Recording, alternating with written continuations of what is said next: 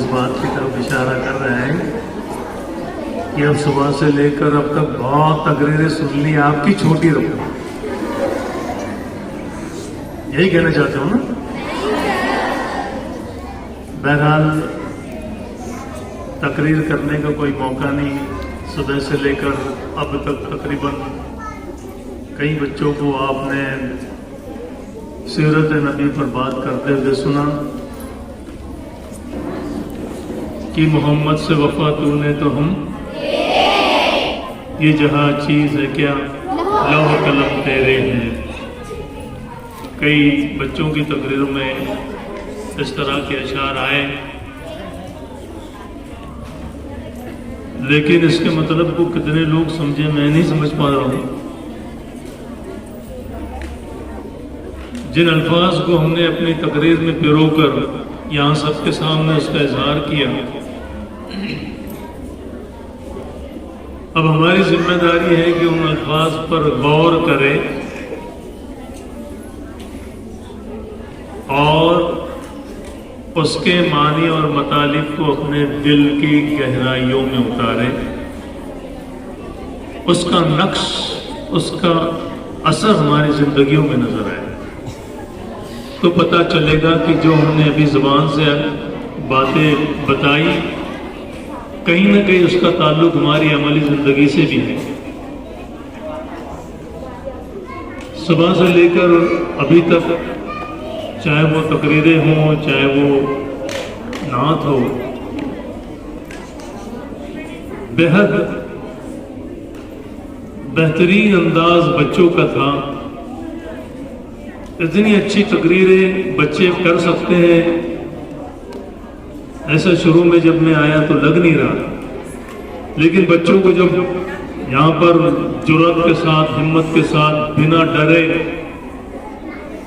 Mic پر دہاڑتے ہوئے دیکھا تو یقین ہو گیا کہ یقیناً یہ بچے کل اپنی زندگی میں ضرور کچھ نہ کچھ اچھا کام کر کے دکھائیں۔ کرو گے نہیں کرو گے؟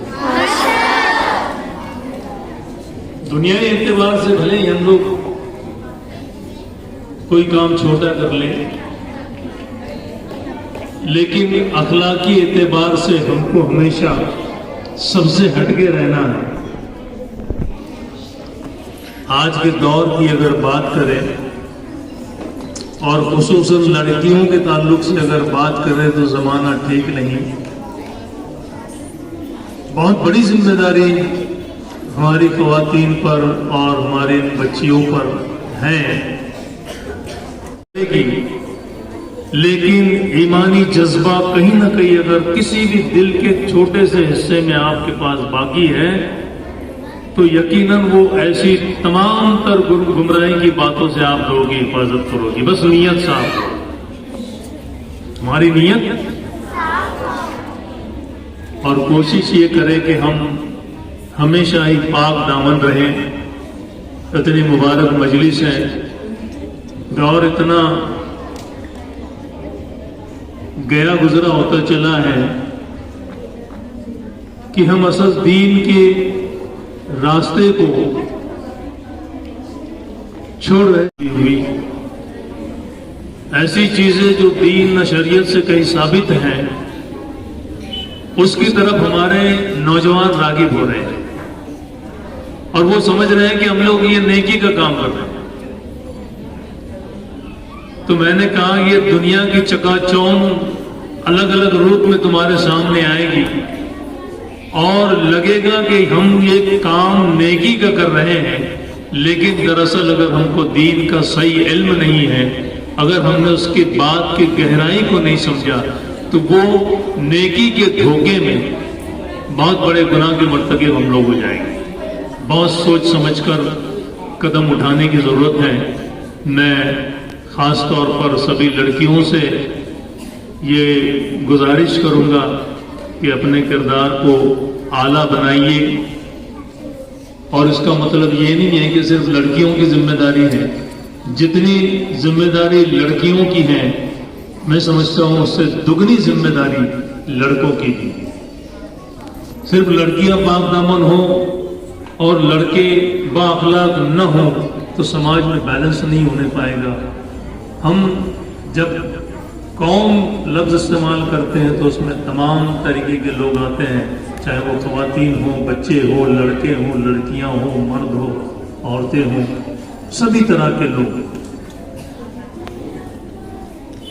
چند باتیں بچوں سے متعلق ایک دو باتیں بتا کر میں اپنی بات کو ختم کروں گا۔ اب چونکہ یہ تقریری مقابلہ تھا، جہاں لفظ مقابلہ آتا ہے تو وہاں کچھ شرائط ہوتی ہیں، کچھ اصول ہوتے ہیں، کچھ ضابطے ہوتے ہیں۔ دیگر پروگرام میں عام جگہوں پر بات کرنا، تقریر کرنا ایک الگ چیز ہے، اور جب تقریری مقابلہ ہوتا ہے تو اس میں اپنی بات کو کرنے کا انداز کچھ الگ ہوتا ہے، اس کے کچھ اصول ہوتے ہیں، کچھ ضوابط ہوتے ہیں۔ سب سے پہلے جیسے یہ پروگرام شروع ہوا اس سے پہلے الیاس سر نے آپ لوگوں کو چند اصول اس کے بتائے تھے کہ آپ کی تقریر کو کس طریقے سے جانچا جائے گا یا اس کا انالیسس کس طریقے سے کیا جائے گا۔ تو اس میں ایک تو سب سے پہلے ایک چیز ہوتی ہے، جہاں کمپٹیشن ہوتا ہے وہاں ہوتا ہے مواد۔ تمہاری تقریر کے اندر جو جانکاری ہے وہ کتنی اچھی ہے اور کتنی کام کی چیزیں اس میں ہیں۔ دوسرا ہوتا ہے تمہارا انداز بیان، تم ان چیزوں کو کس طریقے سے بیان کرتے ہو۔ تیسرا ہوتا ہے آپ کی بے باکی، آپ کتنے نیڈر ہو کر، بے باک ہو کر اپنی بات کو رکھتے ہو۔ اور چوتھا ہوتا ہے حرکات اور سکنات، جس کو انگریزی میں کہتے ہیں باڈی لینگویج۔ کیا کہتے ہیں؟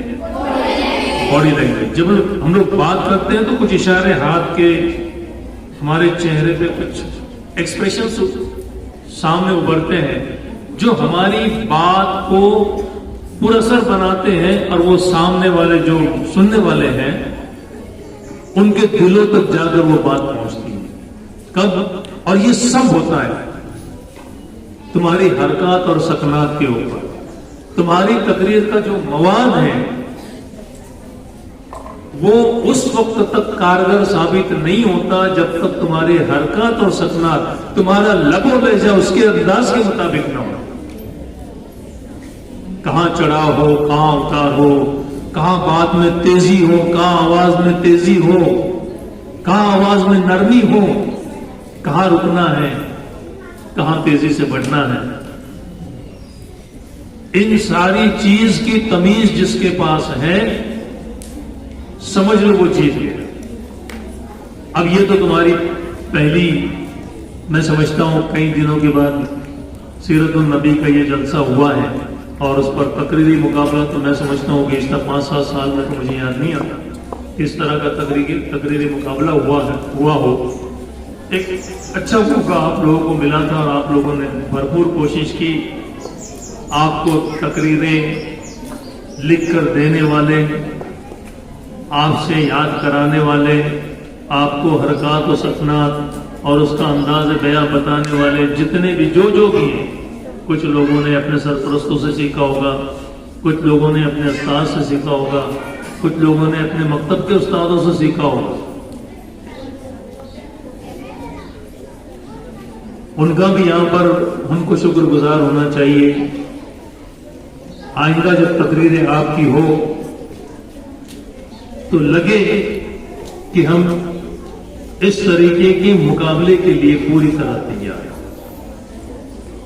جیسے میں نے بتایا ویسے تیاری کرو گے؟ تیاری کرو گے؟ ابھی میں نے کچھ سیکنڈ پہلے بتایا کہ تمہاری حرکات اور سکنات وہ تمہارے الفاظ میں تاثیر ڈالتے ہیں، اور جب میں نے مٹھی بند کر کے کہا کہ کرو گے تو تمہاری آواز میں تیزی آ گئی۔ یہ اثر ہوتا ہے حرکات اور سکنات کا۔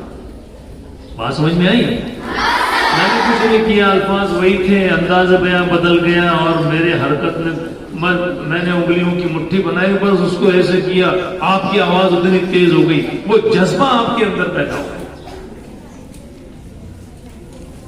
یہی تو اصل جادو ہوتا ہے تقریر کا۔ ہم اپنی بات کو کتنے مؤثر طریقے سے کر سکتے ہیں، जितना हमारा तरीका मौसर होगा वो सामने वाले के दिल में जाकर लगती है, तभी तो बातों से लोगों की जिंदगी बदल जाता है। तुम कानून बना लो, सजा दे दो, उससे समाज और माशरा नहीं सुधरता। आदमी के दिलों पर बात असर करती है, आदमी के दिलों पर बात असर करती है। वहां पर ना आपकी ताकत ना कुव्वत कोई काम में नहीं आती है। दुबला पतला आदमी भी अगर उसका तकरीर का अंदाज सही है तो ऐसे बड़े बड़े लाखों लोग उनकी तकरीर को सुनते हैं, उनके इशारे पे काम करते हैं। हम लोग सियासी लोगों की तकरीरों में सुनते हैं, वो कोई एक नारा देते हैं, बोलो सब लोग नीचे से नारा लगाते हैं। तो ये सुनने वाले और बोलने वाले के बीच में जो ये राब्ता कायम होता है ना, ये अल्फाज और तुम्हारे हरकत, तुम्हारे सकनात, तुम्हारा अंदाज ये चेन बनाता है, एक लाइन बनाता है और तुमको सुनने वालों के साथ और सुनने वालों को तुम्हारे साथ जोड़ता है। तब जाकर बोलना नहीं पड़ता कि बातें मत करो, खामोश बैठो, मुझे बोलने दो। तुम्हारा अंदाज ऐसा हो कि जो बात भी कर रहे हैं तो वो तुम्हारी बात को, तुम्हारे अंदाज को देखकर खामोश हो जाए कि नहीं यहां पर कुछ हटकर हो रहा है। एक कमजोरी मुझे ये नजर आई कि लड़कियों ने अंदाज तो उनका बड़ा अच्छा था, लेकिन आवाज में तेजी ज्यादा थी और जितनी आवाज में उनकी तेजी थी उससे ज्यादा उनकी रफ्तार थी। ऐसे लग रहा था जैसे कोई उनके पीछे दौड़ रहा है और उनको जल्दी जल्दी धड़म धड़म धड़म धड़म तकरीर पूरी करके नीचे बैठे। यहाँ आए तो उनको बिल्कुल इत्मीनान से बात करते, जैसे मैं इत्मीनान से बात कर रहा हूँ। भले आप 2 मिनट बोलो, 4 मिनट बोलो, अगर आप इत्मीनान से बात करोगे तो 10-20 सेकंड ज्यादा लग जाएंगे, बहुत ज्यादा फर्क नहीं होगा। लेकिन वो जो आपकी तकरीर का अंदाज है वो पूरा बिगड़ जाता है, उसका डबल लहजा पूरा बिगड़ जाता है। अल्फाज की अदायगी ठीक तरीके से नहीं होती और तकरीरी मुकाबले में लफ्जों की अदायगी साफ सुथरी होना बहुत जरूरी है। ये सारी चीजें उसमें देखी जाती है। अब आपके तकरीरी मुकाबलों में यहाँ पर नतीजा दिया जाएगा, इनामात तकसीम किए जाएंगे। उस ताल्लुक से जरा एक बात और बयान कर दूं कि हर कोई चाहता है कि मेरा नंबर आए, कौन नहीं चाहेगा, सब चाहेंगे ना, लेकिन नंबर सबका आएगा तो नंबर से कोई मतलब नहीं। जिसका अंदाज बयां अच्छा होगा, जिसने ये सारे जो उसूल मैंने बताए उस उसूल के मुताबिक अगर उनकी तकरीरें होगी तो उनको फर्स्ट सेकंड थर्ड या जो भी तरतीब तुम्हारे मुंतज़मीन ने रखी होगी वो होगा। तो जिसको मिला वो बहुत अच्छा और जिसको नहीं मिला वो खराब। उसका मतलब ऐसा होता कि हरगिज़ नहीं होगा, उसको छुट्टी न मिली जिसने सबक याद किया। तो बाकी लोग जो 1, 2, 3 जिनको अभी मिलेगा, उन्होंने ये सोचना है कि मैंने अभी जिस अंदाज में बात की है मुझे उससे और बेहतर करना है। और जो लोग वहां तक नहीं पहुंचे तो वो अपने बात पर थोड़ा सा गौर करें, मेरी कमजोरी कहां रह गई, मेरी कमजोरी कहां छूट गई जिसकी बिना पर मैं वहां तक नहीं पहुंच सका या पहुंच सकी। जो लोग इस अंदाज में सोचते हैं यकीनन वो जिंदगी में कामयाब होते हैं, चाहे वो इम्तिहान हो, चाहे वो किसी तकरीरी मुकाबला हो या कोई भी मुकाबला हो, चाहे वो खेल का मुकाबला हो, कोई भी। जिस दिन हम हमारी गलतियों को पर गौर करना सीख जाएंगे उस दिन गलतियां हमसे घबराने लगेगी और कामयाबी हमारे कदम चूमेगी। अल्लाह आपको अपनी जिंदगी में पुरवकार जिंदगी अता करे। नबियों की एक एक सुन्नत पर अमल करने की हम सभी को तौफीक मिले। हम आली किरदार एक कौम के रूप में हमारे मुल्क में उभरे। अल्लाह ताला आपकी जिंदगी को आसान करे। अस्सलाम वालेकुम।